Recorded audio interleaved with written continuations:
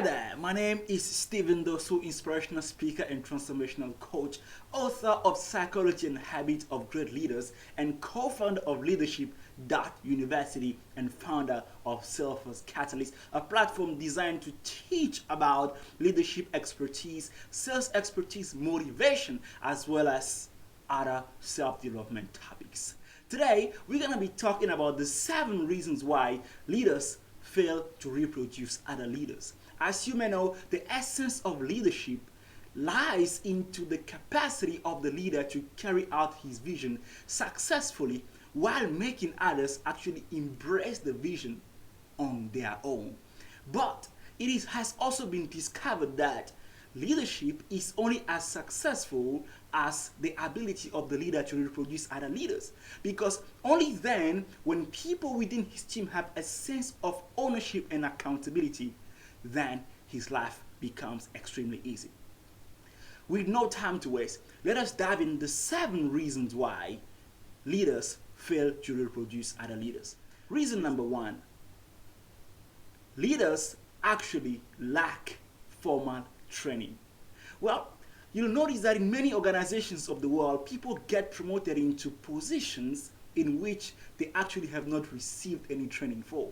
Well, usually they are promoted based on their experiences, or sometimes even if there is now politics or corruption in the organization, they are promoted because they have a very good relationship with the boss, isn't so? Well, so what happens is that people don't actually have a real mentor or no formal training which teaches them the plans from A to Z as to how a leader needs to conduct himself, how a leader needs to behave towards his people, what is the psychology and mindset of the leader. Reason number 2: the lack of confidence in people. The lack of confidence in people which comes from the leader actually is easy to be sensed by the people, and that is usually exhibited by the struggle of the leader to delegate.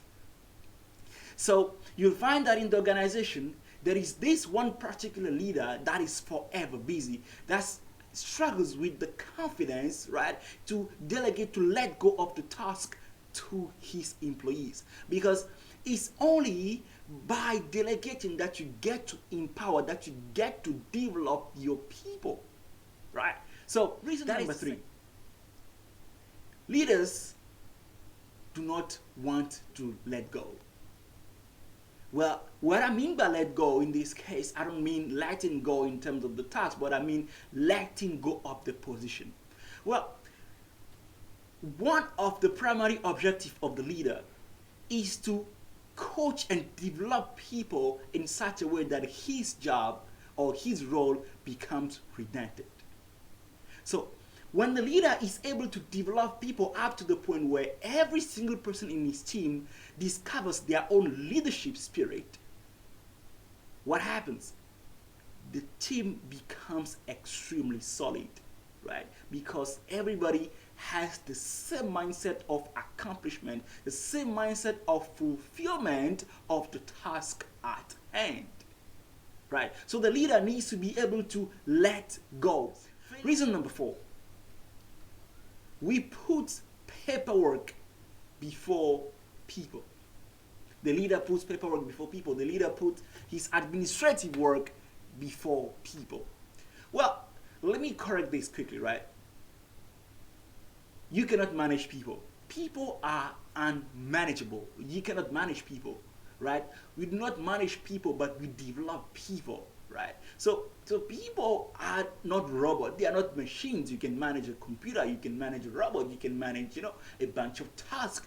But people, they change at the minute, the second. So you cannot manage people, which is why the leader is a people developer. He's not a task manager. Right? So reason number 5: the absence of affirmation. So what I mean by affirmation in this case is that the leader is unable to affirm into the work, or should I say even into the life of his followers, the right speaking style.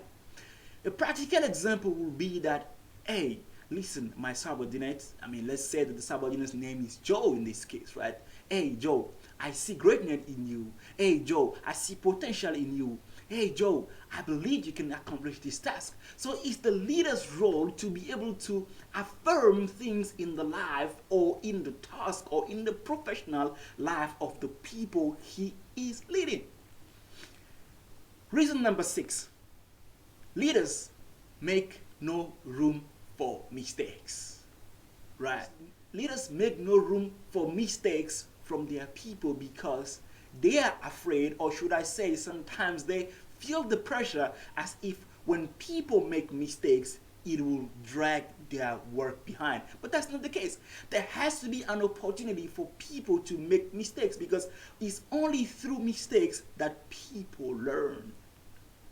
Right? And then the reason number 7 and last one is what? Is dictatorship.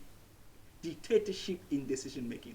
Well, so usually leaders, or should I say at least managers in companies or group of people, they have the tendency of having an attitude of I only know, or everybody is gonna do what I want.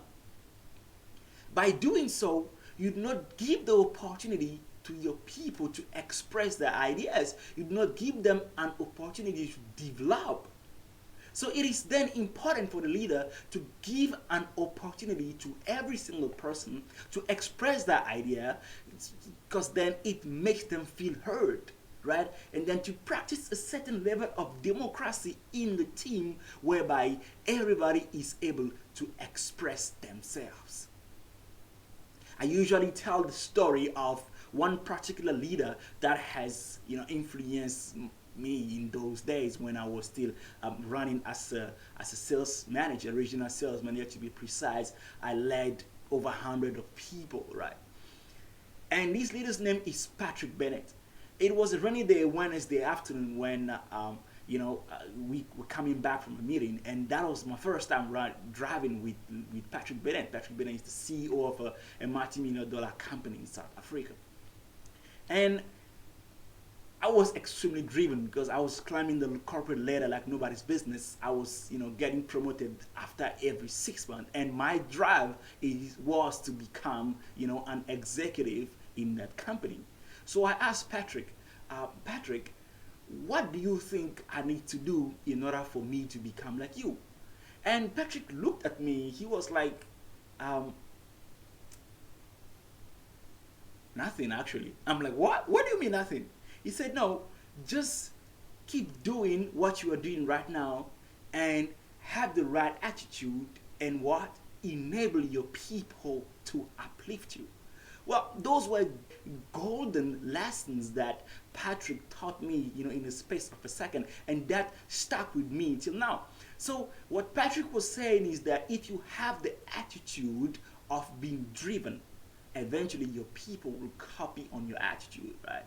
If you have the attitude of giving the opportunity of your people to develop, to lift up themselves up to your level, then you have a great leader. And what happens is that the same people will want you to move forward because they know and believe that when you move forward, you move with that. And that was it. The 7 reasons why I believe leaders fail to reproduce leaders. My name is Stephen Dosso, inspirational speaker and transformational coach, author of Psychology and Habits of Great Leaders, and also the book Be Transformed, a 10-week journey to your true self. I'm the co-founder of Leadership.university and the founder of Salesforce Catalyst, a platform designed to teach about sales expertise, leadership expertise, motivation, and as well as other self-development topics. Remember, you too can be great. See you on top. The link is below if you want to read more about what I do, where I come from, what my story is, and I look forward to seeing you soon in my next video.